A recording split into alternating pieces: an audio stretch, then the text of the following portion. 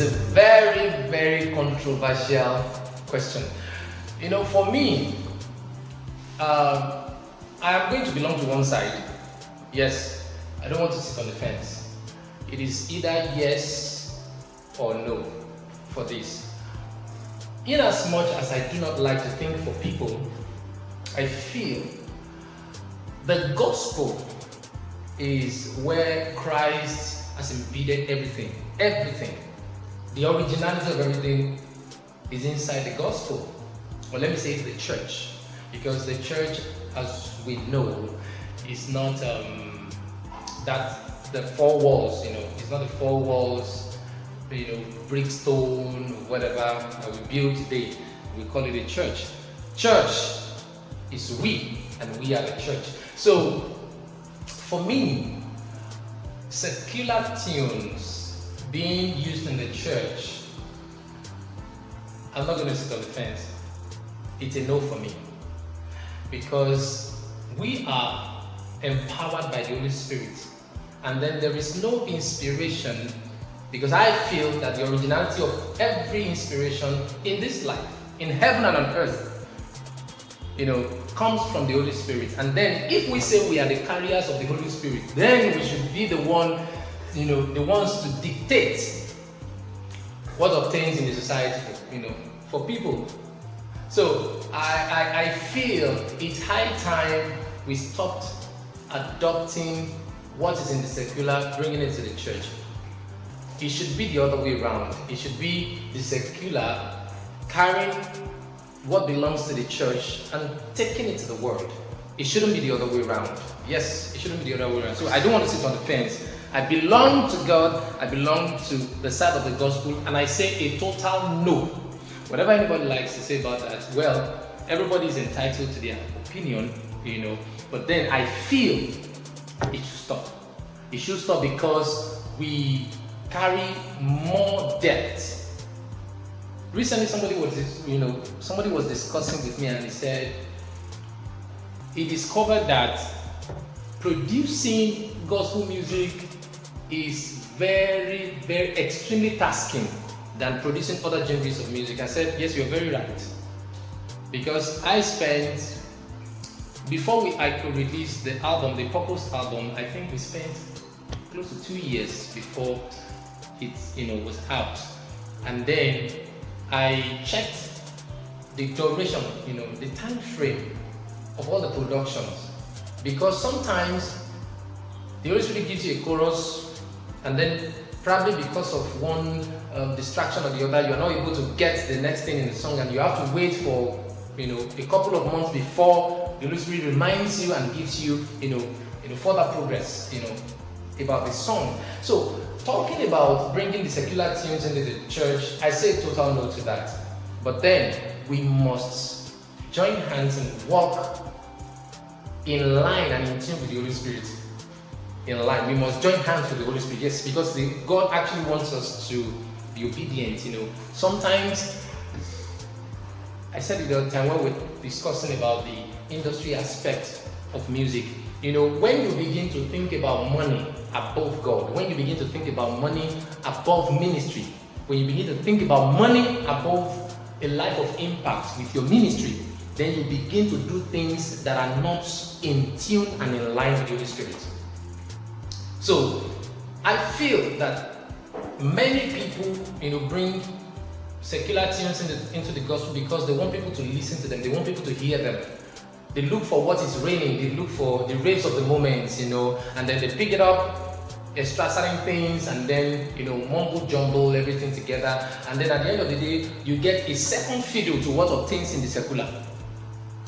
No originality. So when you bring something from the street into the church, you have murdered the originality that the Holy Spirit, gives us. The originality that comes from the source called the Holy Spirit. And then at this point, let me also mention it here. At this point, that over time, I have listened to many of our people in the music ministry. I commend a lot of them, powerful and anointed minstrels to the glory of God. But then we can do better. I feel we can do better.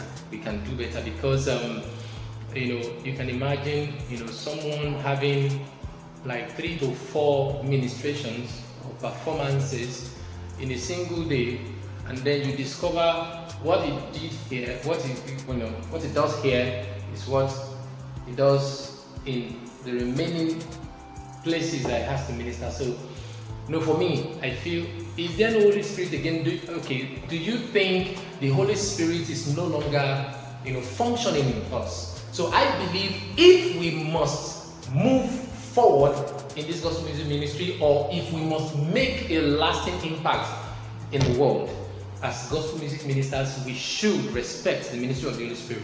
It is very, very important. And that will make me to finalize on this point, that bringing tunes from the secular into the church is absolutely wrong. Yes, it's absolutely wrong. Absolutely wrong. Because the Holy Spirit is what inspires us, is what gives us inspiration. That's my take. Hey! Well, I think locally, I have quite a handful of powerful, anointed minstrels.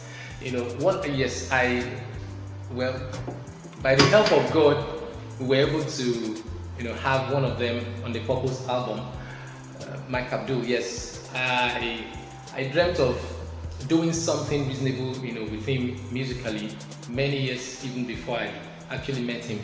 In fact, the song we did together was actually written when I had him in mind to do something with him. And after about, I think 12 years after, was when we actually, when I actually had the opportunity to meet him, and then it's a powerful song. So after Mike Abdul, I think locally, I'd like to do something with Topi Alabi. Yes, powerful. Shola Listen, beautiful. And let me come to the Oyinbos among us. Yes, the Oyinbos among us. I'm still talking about the local, guys here that I'd like to work with. I think I'd like to do something with Nathaniel Bassey. This is a man that has influenced me so much, musically. Nathaniel Bassey, I don't know which word to use to, I should use to describe him, but God is really, really doing a lot through him. Yes, God is really, really changing things, changing the face of gospel through him. So I'd like to do something reasonable with him. Yes, very, very soon. I'd like to. Then, foreign wise, I think Marvin Sapp, Pastor Marvin Sapp. Yes, I like him so much. I listened to one of his songs many years back. He saw the best in me. He saw the best in me. That song really ministered to me then, So Marvin Sapp is a yes for me. Yeah, Marvin Sapp. Then after Marvin Sapp, William McDowell. Yes, that man is doing wonderfully well. William McDowell. And then female. I think I'd like to work with, if God still, I pray God still preserves her. I think I'd like to do something with Shelley Caesar. Anointed, powerful. Yes, Shelley Caesar. All of us, including those that are already popular, those that are already famous all over the world, we all are upcoming in the hands of God. So, that for that. But then my candid advice for anyone that wants to make a mark in the gospel music ministry. Everybody can sing. Everybody can sing. Everybody can, virtually everybody, if you have a voice, if you can talk, you can sing. And, the proliferation, yes, let me use that word, in the gospel music ministry, in the music world entirely, is alarming. But this is my candid advice, especially for those in the gospel sector. If fame, money, recognition, or what have you is the reason why you dey carry microphone say you want enter music ministry, breaking news, you will be frustrated at the end of the day. I repeat, if fame,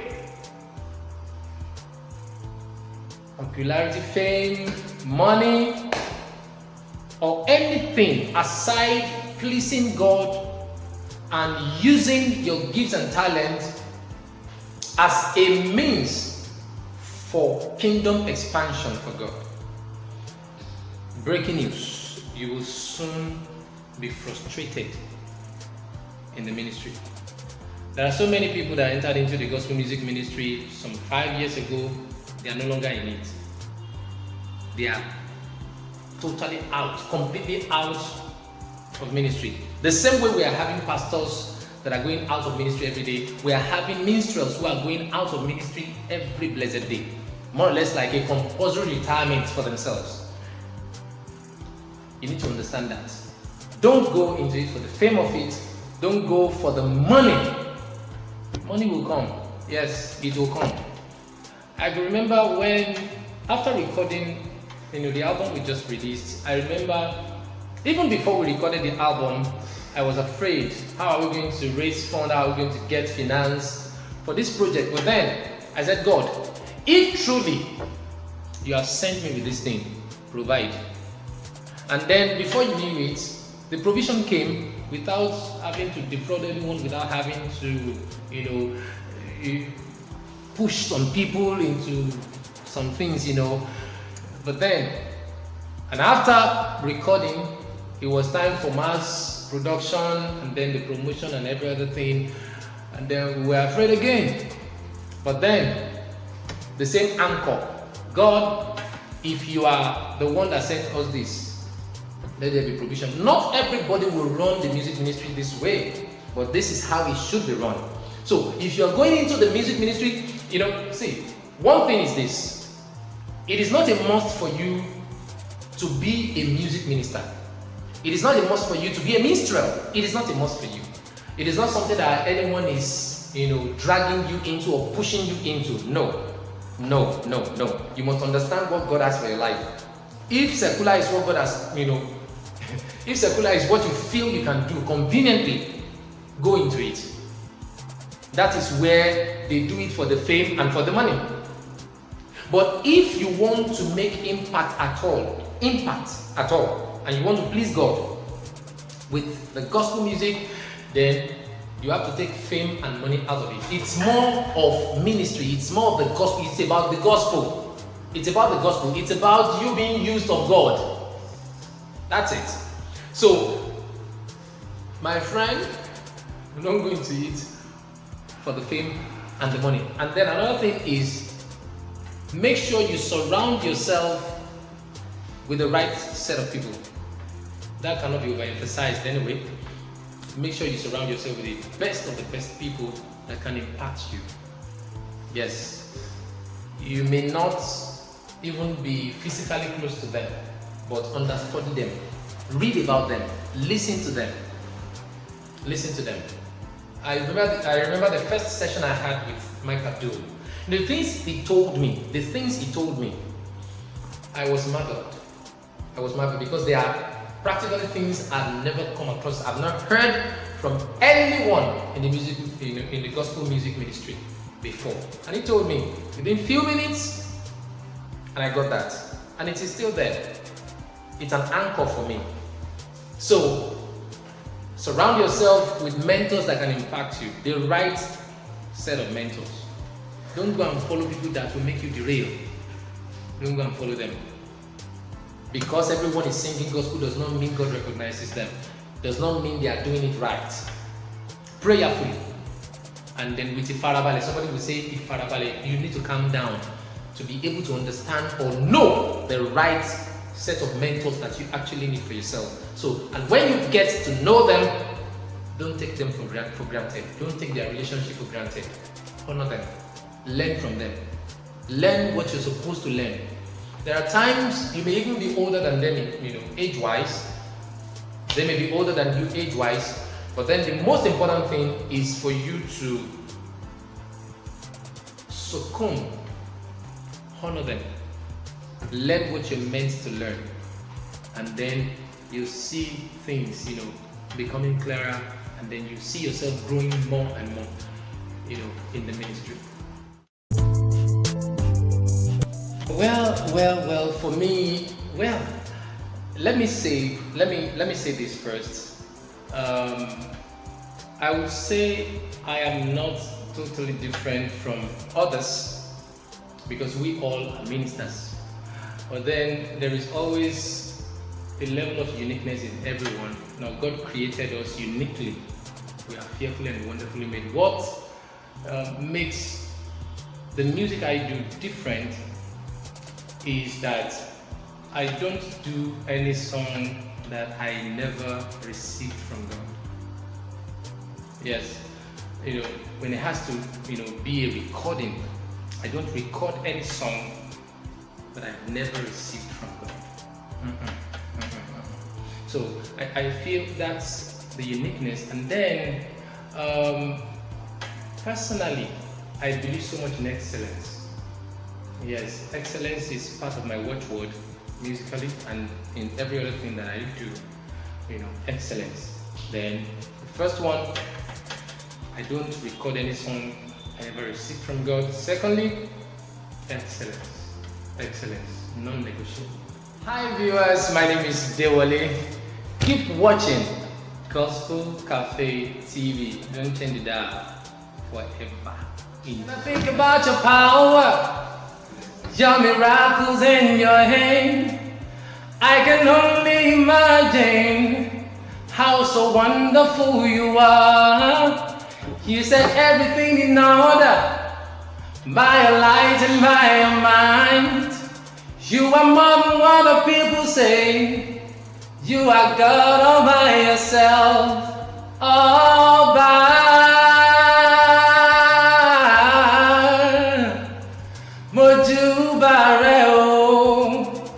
Moju bareo. Keep watching Gospel Cafe TV. God bless you.